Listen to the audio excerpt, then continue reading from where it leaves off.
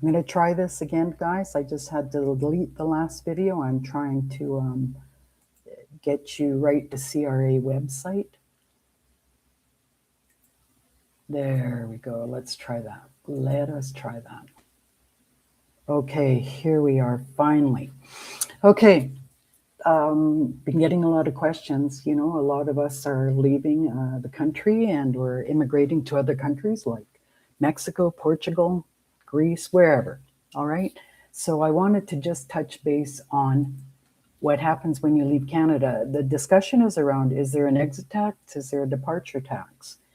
There is a tax if you're leaving there. There could be or they may not be. So let's just go through this step by step.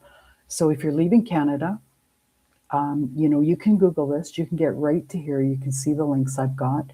You know, this is what CRA wants you to consider. Who is considered an immigrant, meaning you're leaving the country? Who has to file a tax return? Departure tax, what is it? And how to complete that tax return. And what happens when you leave Canada? Your tax commitments when you leave Canada may not end there, okay? Depending on how you've planned, how you've organized yourself.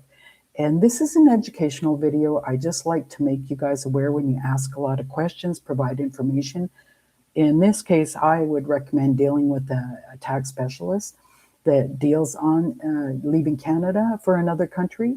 And because you're also going to need an accountant on the other end and what happens in the other country when you arrive there. But right now we're going to focus on Canada. Okay, so who is considered an immigrant? Who's considered to be leaving Canada? So an immigrant for income tax purposes with Canada Revenue Agency is you leave to live in another country and you sever your residential ties with Canada. Okay, you do not keep any ties. You're leaving Canada's residency, you're establishing a permanent home in another country. All right. Are your spouse and dependents leaving? I mean, if you have adult children, of course, that doesn't apply. We're more thinking minors here. Did you dispose of personal property, break all your social ties? And they talk about factual resident, you know, and you also, like, so say if you're living between Canada and Mexico, 6 months. So are you living and you have a residence in a country that has a tax treaty? So you'd have to look at that. Like I said, these things, there's a lot to read here, and you want to make sure you're just doing the right thing, because as we know, taxes are one thing, but the penalties and interest are another if we go offside. And we're seeing in the news that Revenue Canada is winning all their legal battles, it seems, okay? So they do have a link here if you want to sort of read up and determine, you know, am I a permanent resident here, I'm a permanent resident there, you know, where am I for tax purposes? So when do you become a non-resident for income tax purpose? So it's, you know, basically the latest of the date you leave Canada, you and your spouse or dependents if you have, and the date you become a resident of the country you settle in. Now, what we're going to do is, because people are asking, is there a software that does that? I want to show you a software that works, but you still have to be knowledgeable on these things. But the software does make it easier, and it's not the expensive softwares that your CPA is using, you know, like Cantax or Pro or Profile, whatever they're using out there these days. There's a lot of tax. If you lived in another country before living in Canada and resettled in that country, you usually become non-resident. So say you came to work for 20, 30 years, you decide you want to go home, you know, to South Africa, wherever it is. You know, Canada is so international. And so what are your obligations if you're a non-resident? That's another issue. We're just going to focus on when you leave, what happens, and is there a departure tax? Okay, if you have bank accounts in Canada, you are going to have to notify your bank accounts that you are no longer a resident of Canada. What I had to do is the Royal Bank actually sent me paperwork and said, hey, are you a resident of Canada still? You know, I travel back and forth, but I claim my tax residency as Canada, that sort of thing. So who has to file the tax return? Well, you're going to want to file if you owe tax or if you're getting a refund. And the CRA is going to want you to file, okay? If you determine you don't have to file tax return, okay, you have to let CRA know the date you left Canada as soon as possible. So this is where you may want that professional opinion. I would. If you owned properties or goods when you left Canada, do you have to report a capital gain? And that capital gain, in effect, is your departure tax. All right, you're disposing everything at fair market value, is what they're asking you to do. And which tax package do you use? I'm going to use British Columbia because that's my home. In Quebec, it's going to be different again, a very specialized area of tax. And where and when to send your tax return. When you leave the country, your departure return, if you say you're departing, say January 1st, say you departed June 30th, 2025 last year, you're going to file your tax return January 1st to June 30th, and they're going to make you file a paper return. Okay, and I'll show you that in the software. Departure tax. So, when you leave Canada, you're considered to have sold, certain types of property. Even if you haven't sold them, again, that's where you have to dispose at fair market value and estimate that. It's called a deemed disposition, and that's the capital gain we talked about that's known as the departure tax. So some of the following: shares, jewelry, paintings, collections, okay? And there's a link there for dispositions of properties. You can fill out the forms. So in this note, they tell us if the total of fair market value of property owned in Canada was more than $25,000, complete the form T1161. Okay, and you can take a look at that form. So how to complete your tax return: you're going to enter your departure date on page 1, your spouse's income, what income do you have to report, and part of the year were you a factual resident, were you a resident, non-resident. There you go. Okay, and what deductions can you claim? So moving expenses, typically no. All right, it depends. Did you go to a post-secondary institute that is accredited by Canada Revenue Agency? Okay. And did you receive taxable income, scholarship income, bursary, those sorts of things? And what credits can you claim? Federal non-refundable tax credits, provincial, overpayment of your CPP. See, all of this is going to get prorated now for that 6-month period that I mentioned from January 1st to June 30th. Apologies. So after you leave Canada, you may have some obligations here. Electing under Section 217, say you still have property in Canada, non-resident tax withholdings. There's some tax planning there you'll do with your CPA. Now, what happens to your tax-free savings account, home buyer's plan, and lifelong learning plan? Your tax-free saving, you don't have to take it all out, but you can't contribute to it anymore. All right, the limits will not increase. Okay, the home buyers and the lifelong learning, check. There's special rules that apply to that.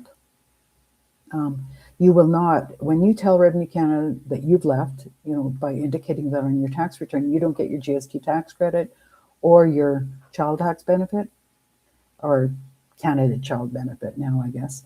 So if you're getting it, I would contact CRA immediately because you're going to have to pay it back.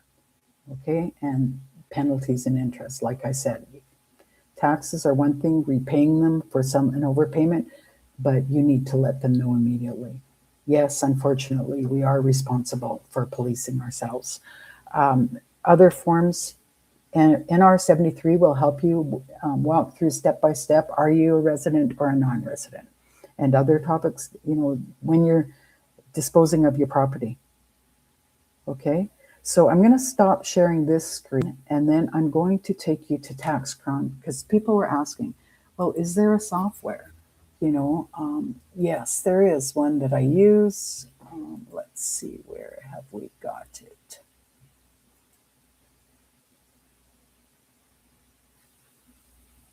Apologies, it's taking me a little bit here.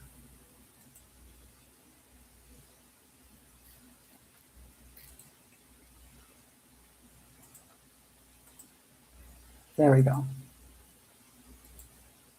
I'm not a YouTube expert, I'm an educational expert, okay? So I just, this is TaxTron, it's a Canadian software. I just sort of created this profile, Exit Canada. And what we're gonna do here is we're gonna, name it Jane Doe. Let's give a birth date, a lot of baby, I don't know, let's pick a birth date. Let's say this, okay? Let's social insurance number, 1, 2, 3, 4, 5, 6, 7, 8, 9. We're gonna have an error because it's not a valid social. So for this purpose of this demonstration, I'm just saying, hey, I'm single. No, my marriage status didn't change. I'm in the province of British Columbia. Is my mailing out different? Did you move to, no, I didn't move to another province. Is the home address, well, yeah, we'll say yes. Did you immigrate to Canada? No. Did you emigrate or immigrate? Did you come to Canada and emigrate, leave Canada? I left Canada in 2025. And here's where the software helps you. It pops up and you say, okay, 202506, June 30th. Okay. Now,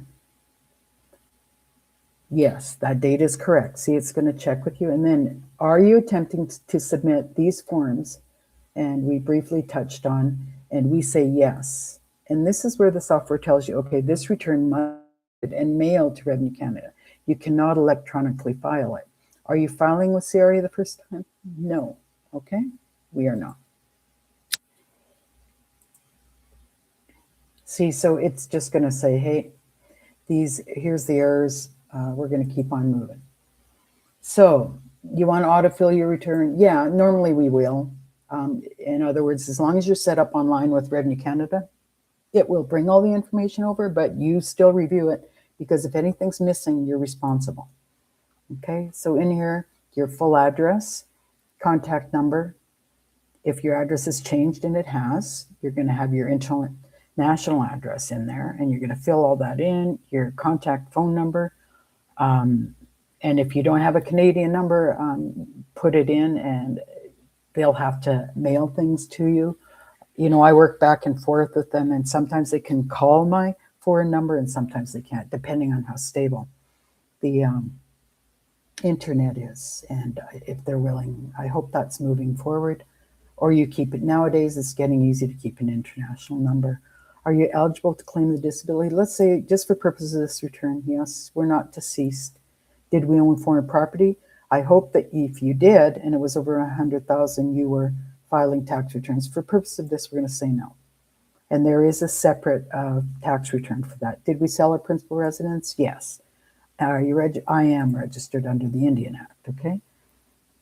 During were you confined? No, we weren't. So we're going to go next. We're going to get errors, okay? We're going to get errors. It wants the address. I'm not going to give it the address. So I'm going to go next. No, I don't have any children to support. Now, first home buyers plan, we didn't receive that. Did I work? Yeah, maybe I did some work, you know, some honorarium consulting work. Do I receive a government pension? Sure. Do you receive investments? Sure. I want to do all this because people are asking so many questions. Did you receive self-employment? Maybe you did. Did you withdraw funds? Yes. You know, maybe you're taking out your RRSP, or you'd have a register, I don't know, you know, pension that you're drawing. Do you have any other types of income? Sure. Sure. If, you know, here's other types of income. Maybe you have rental properties outside of the country. Maybe you have rental properties inside the country. Income from outside Canada? Well, we can say yes to see what that looks like. COVID, you know, if you have a rental property outside of Canada, for example, you're still going to disclose that, because you're required to declare all your income and file on your worldwide income, okay? And up to that exit date. Did you receive COVID? No. Maybe you're from Quebec. For this purposes, we said British Columbia. Shares or mutual funds? Sure. Trade crypto? Sure. Real estate? Maybe you did. Maybe separate. No, we didn't do an assignment. Maybe we had maybe we had a small business corporation, we sold our shares. Farm property? Maybe fishing. Other types. So let's just see where that takes us. Bonds, interest in a partnership. Let's just say all this. Remember this, personal use and illicit personal property, if it was under 25,000, it's a loss, you know. Talk to your accountant how those forms get filled out. No foreclosures, okay? Okay, so it asks here, now, this is where you have to know. This is where the software can't pick and choose for you. If you've had foreign income, you have to say it's rental. You're going to select the country. Okay, I've got rental property in Mexico, let's just say, for example. Okay, Mexico. Description, type of foreign income. It's going to be rental income, see? And the description, condo. You know, 1, 2, 3, Kai, I don't know, Allende, whatever you want to call it. The exchange rate, what's the peso look like? Let's go Mexican peso. Yeah, there we go. And there, it gives you the rate automatically. The foreign income, say it was 30,000 pesos for the year. Okay, expenses, say 20,000 pesos expense. Foreign taxes paid, 10% times 35. You know, let's just estimate, say 10,000. You know, say you paid 3,500 pesos in taxes on your net profit. Okay. It calculates for you. Are you sharing this income with someone else? No. Yes, it is, and that's where your tax treaty is going to kick in. You know, and you have to decide: are you disposing of properties in fair market value? So all of this stuff will come through and calculate. See the Schedule 3? It wants you to list everything item by item. All right, and this is where you get lost if you don't know the detail and who are you splitting it with. Okay, and so that's basically, as far as the tax returns and the software goes. So if you sale of your principal residence, see, it talks about it here. So if you sold your principal residence, you're going to type in the number of years you own the property after 81, the total number of years owned, outlays. So did you pay real estate commission? You're going to put that in there. What did you pay for the property? Have you held it for 50 years, or did you buy it at 500,000 and you're selling it 5 years later? If you're caught under that 1981, legislation change, then you need to either be aware and up to date on the legislation or talk to a tax specialist. And again, so self-employment, if you had any self-employment income, here's the schedules it wants you to fill out. All right, other income, what did you have? Do you have tax exempt income? I'm a status Indian, so I might have. Are you reporting? These sorts of things. This is where you have to know. You have to know what's exempt from tax, what isn't exempt from tax. With that, I hope that helps. If you guys have any questions, please, email me. I don't mind. This is how I get to cover those topics that you want. And it's free. And sometimes I have templates that I'm willing to share with you. And any other questions? We will be getting into more. The tax forms are still being updated for 2025. I did a couple presentations using the 2024, so just be aware of the changes and make sure you're using the correct tax guides. T4 deadline filing is, as you typically know, February 28th. I'll just put that in the chat for you. For last year, for 2026 for 2025, sorry. And if you have investment slips, it could be March or April, depending on what they are. Okay, this is just for employment income. If you're self-employed, you have typically until mid-June of 2026 to file your tax returns, your personal income tax returns. So this is an example of software. It's very cost effective. As long as your income, I think, is below 30,000, it's free. But if you have these independent business schedules and that, you might have to pay the service charge of $25, $50, whatever it is, but it's well worth it. I would still, when you're departing, it's not something you do every other year, I would consult a specialist. And even I would myself personally, depending on your holdings. Because the way things are in Canada and based on the tax treaty may not be the way that things are in other countries. The one thing I just wanted to share with you, for example, and I'm going to bring this up, is tax treaties with Canada. In case you guys wanted to read up in the country that you're in and the different tax conventions. And it does, I'm going to put this in the chat so you guys have access to it and you can search for it. And I'm just going to share my screen again briefly.